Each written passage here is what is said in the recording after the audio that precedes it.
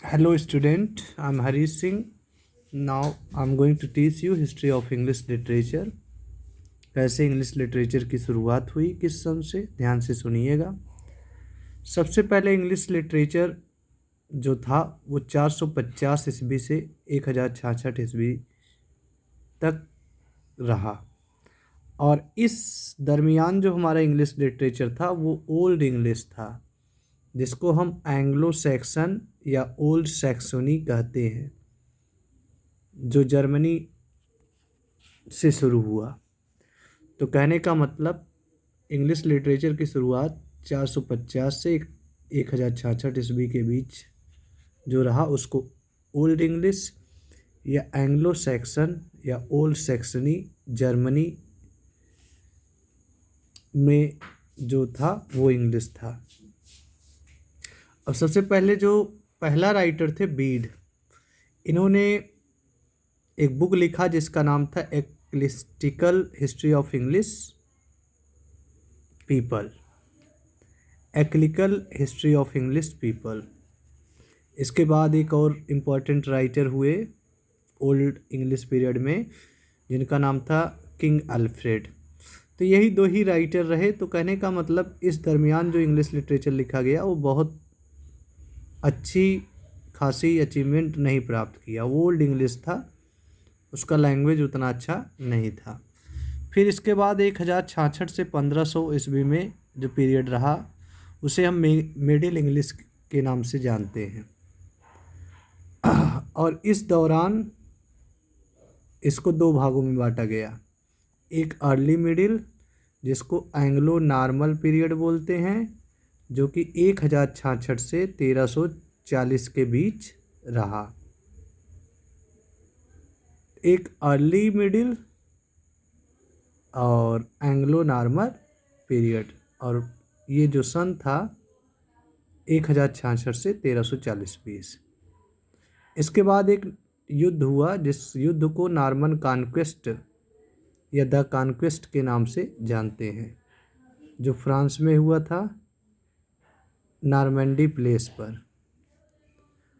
और उस समय विलियम ने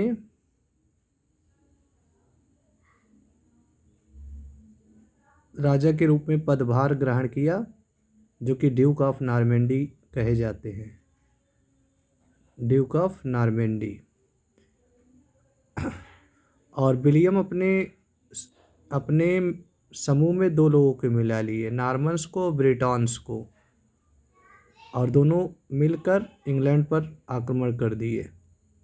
इस प्रकार इंग्लैंड पर जीत लिए विलियम। और उस युद्ध का नाम जो था जिसमें इंग्लैंड को उन्होंने हराया, वॉर ऑफ हेस्टिंग्स। और इस प्रकार विलियम इंग्लैंड को जीत गए और वहाँ के राजा बन गए। और किन दो लोगों को मिलाए थे? नॉर्मन्स और ब्रिटॉन्स को। इसके बाद जो दूसरा एज था एज ऑफ चासर, जो 1340 से 1400 ईस्वी के बीच में रहा। और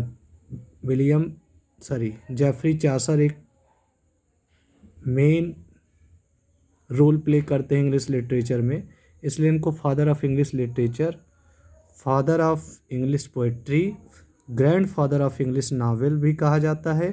साथ ही साथ जेफरी चासर को father of renaissance, morning star of renaissance और चाइल्ड ऑफ रिनेसेंस किसे कहा जाता है? एडमंड स्पेंसर को। जेफरी चासर को grand father of English novel, father of renaissance, father of English literature, father of English poetry के नाम से जाना जाता है। और मॉर्निंग स्टार ऑफ रिनेसेंस भी जेफरी चासर को जाना जाता है, मॉर्निंग स्टार ऑफ रिनेसेंस। और child of renaissance Edmund Spenser को हम जानते हैं, child of renaissance Edmund Spenser. और morning star of reformation Wycliffe को जानते हैं, जिन्होंने बाइबिल को ट्रांसलेट किया। Chaucer used heroic couplet, first heroic couplet is used by Chaucer. और वो जो हीरोइक कपलेट यूज किए थे उन्होंने लेजेंड ऑफ गुड वीमेन में यूज किए थे। ये उनके द्वारा लिखी गई एक कृति है जिसमें इन्होंने लीजेंड ऑफ गुड वीमेन में हीरोइक कपलेट यूज किए। इसके बाद उन्होंने लिखा प्रोलॉग टू कैंटरबरी टेल्स, जिसमें 29 कैरेक्टर्स थे और 24 चैप्टर्स थे। और चासर के कंटेम्प्रोरी राइटर रहे लॉन्गलैंड एंड वाइक्लिफ। इसके बाद जो आता है पीरियड लेट मिडिल, जिसको 15th सेंचुरी, जो कि 1400 से 1500 के बीच में रहा। लेट मिडिल 15th सेंचुरी 1400 से 1500 के बीच। इस पीरियड को बैरन एज ऑफ इंग्लिश लिटरेचर भी कहा जाता है। इसी पीरियड में वाइक्लिफ ने बाइबल को ट्रांसलेट किया।